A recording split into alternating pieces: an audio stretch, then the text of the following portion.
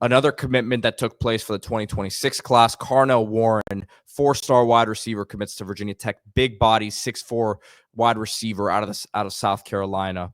And nice start here for the Hokies. Obviously, we'll have a different quarterback when his time comes with the Hokies because Kyron Drones won't be there anymore. But this is a great start for that class.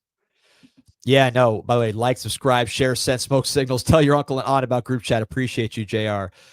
Yeah, so this is, it's funny. Virginia Tech, obviously, growing up down here in South Florida, I've been watching Virginia Tech since the Big East days, and they've always had guys like this, 6'4.5", 195, basketball player, contested ball catcher. This is something that Virginia Tech's just always done really, really well. You look at Warren, 59 catches, 846 yards, 14 touchdowns. Helped his team make the Class AAA playoffs. But that's what this guy does, man. He's a contested catch receiver. The basketball background clearly pays off. He could go up and get it. Big hands. He's not a skinny wide receiver despite having the height. Sometimes those tall guys are skinny. He's not. So he has some juice. You see right here, short pass, takes it the distance, long strider. We talked about South Carolina keeping guys home. This is the one that Virginia Tech's able to go in and get. Virginia Tech's kind of a program in flux right now, right? A very disappointing season after a lot of people thought that they were going to be one of the better teams in the ACC this season. They had a veteran quarterback who, of course, dealt with some injuries. So, where does this team go from here? It was very much a run-based team this past year with Tootin. Are they going to start opening up more? Well, where does this guy fit? But just from a talent acquisition standpoint, Virginia Tech's not a team that you have the hat game on these all-star games too often.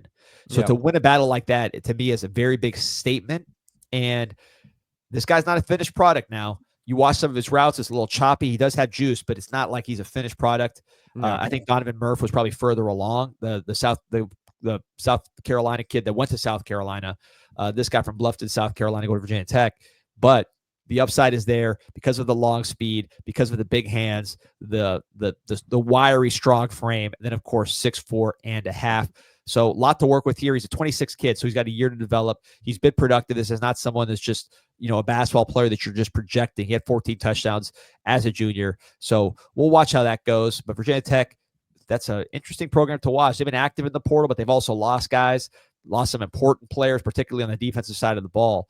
Next year, if you're Brent Pry, that's a make or break year in many respects. D, so you're saying that he has shades of Ernest Wilford in his game.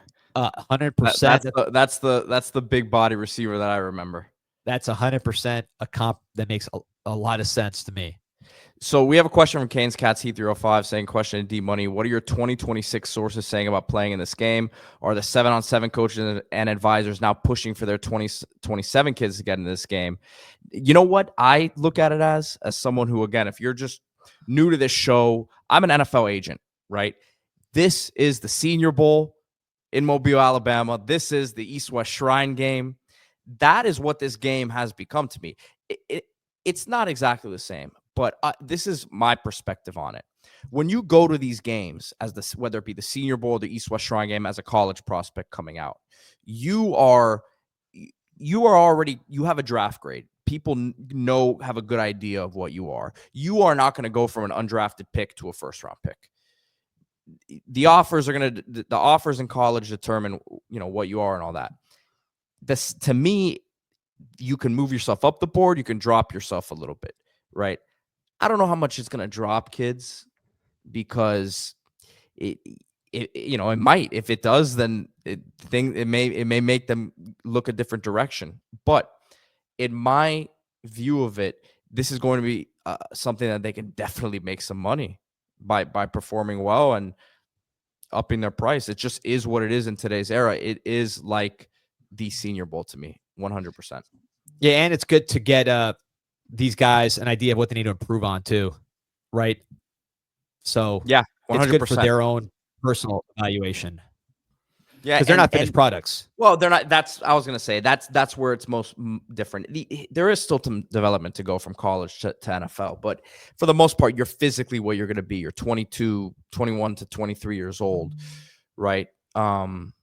As opposed to 17, 18, 16 right, with some of these younger guys. So I think that that's the biggest difference. There's still a lot of work to be done for these young guys, but money to be made nonetheless. Let's talk about